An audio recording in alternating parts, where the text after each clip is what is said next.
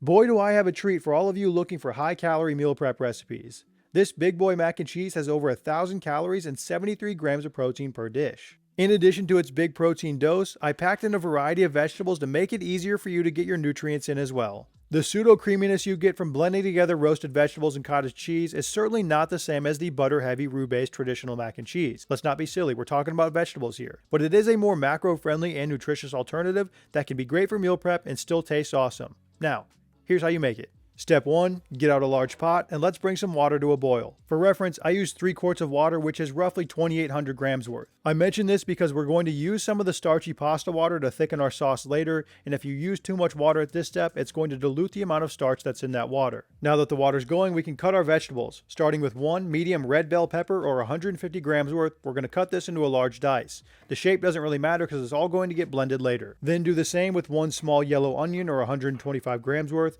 Roughly match the shape and size of your red peppers. I also included 3 cloves of garlic or about 15 grams worth. I peeled these and left them whole. For some color and a garnish, you can add some roughly chopped parsley, but this is optional and you can leave it out if you don't care to have the color. Parsley is useless for adding anything but color, and nothing you can say about it will ever change my mind. The last bit of chopping is with 1 to 2 carrots or 150 grams worth, again just roughly chopped into pieces. Next, place a large bowl over a scale and to it add 1 pound or 454 grams of frozen cauliflower.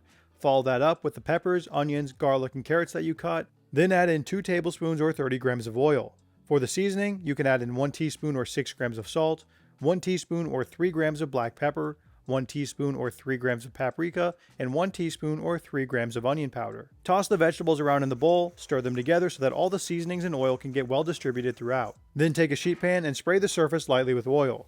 Dump your vegetables into the center and spread them across the pan. These will get roasted in the oven at 425 degrees Fahrenheit or 218 degrees Celsius for about 25 to 30 minutes and tossing around at the 20-minute mark. At this point, the water in my pot was boiling, so I can add in my noodles. You'll need 1 pound or 454 grams of macaroni. If you're like me and you need a gluten-free noodle, just make sure you pick one of those. Now I can move on to my chicken. In the same bowl that I used for my vegetables, I'm going to place it back over a scale and add 1 tablespoon or 15 grams of oil and 1 teaspoon or 3 grams each of paprika, onion powder, and garlic powder, then a half teaspoon or 3 grams of salt, and a half teaspoon or 1.5 grams of black pepper. I stirred that together until all the seasonings are well mixed into the oil. This recipe calls for 2 pounds or 908 grams of boneless, skinless chicken thighs. Add those to the bowl with your seasonings and mix it all together with your hands until all the chicken is well coated. Before you add it to the seasonings, trim away any excess fat or skin that the butcher's left on. Just like with the vegetables, our chicken is going to take a short trip in the sauna as well, so lay out another sheet pan, spray it lightly with oil, and then place the chicken on top, smooth side facing down. This goes into the same 425 degree oven for 15 to 20 minutes, but make sure you put this on the bottom shelf. The vegetables release a lot of steam and that will impact the browning if they're below the chicken. With my chicken and vegetables in the oven, I can take care of the small stuff that needs to be completed now.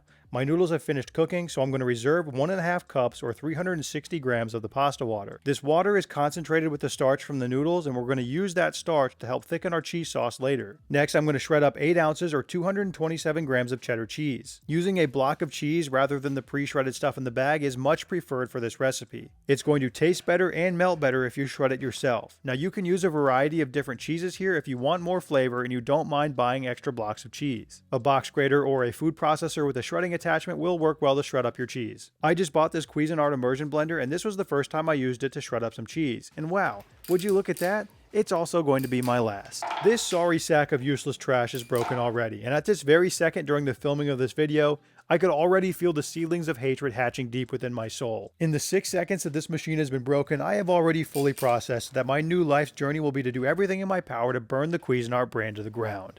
Or the more likely scenario is I'll return it to Costco, get my money back, and I probably won't care enough anymore to continue on with my crusade. Back to more pressing matters. Our vegetables need to be turned. I pulled them from the oven around the 20-minute mark and flipped them over to the other side.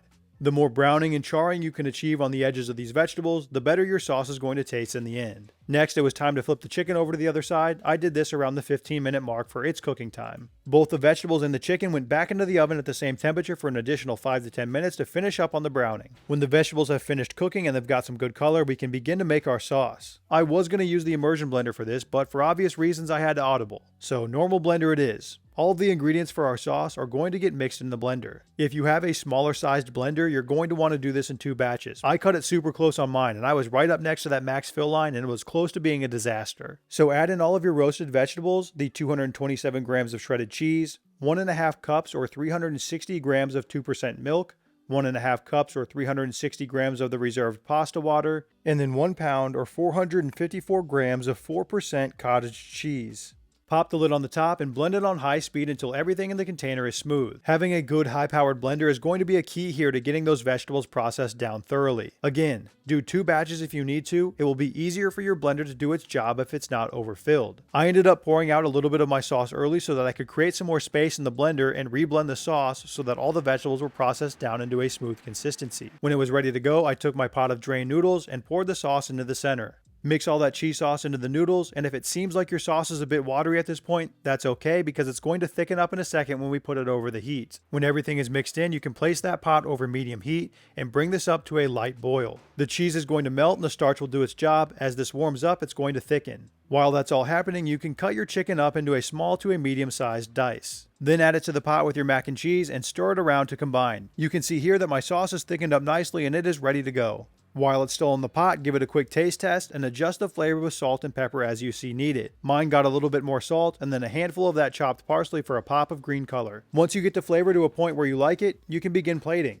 This recipe makes 5 servings, so get out 5 meal prep containers and divide the contents of your pot evenly between those 5 containers. If you're watching this and saying to yourself, hey, I want to make this, but I don't need or want a 1,000 calorie meal, you can very easily cut the recipe in half and yield 500 calorie meals. I sure as hell don't need 1,000 calorie meals at this point in my life either. But the lads in the comments yearn for more big boy meals, and the lads get what the lads want, even though I'm convinced some of you just want to see me become a fat slob. And listen, I've got my eyes on you. Each serving of this big boy mac and cheese is 1,008 calories and 73 grams of protein. It will last for up to 5 days in the fridge, and I've never tested this one in the freezer. Once each dish has cooled down and they're done steaming, you can pop on the lids and move them into the fridge for storage. When it comes time to reheat, I move the mac and cheese into a glass bowl and toss it in the microwave for 2 to 2.5 minutes, stirring every minute until it's hot. If you are trying to gain weight or gain muscle, hitting your calorie target should be a non-negotiable. Set yourself up to succeed and fill your fridge with meals that are going to help you reach your goal. The written version of the recipe for this big boy mac and cheese with all the ingredients and instructions listed is published on my website, and that is linked in the description below. You could very easily make a more traditional mac and cheese that is fatty and rich,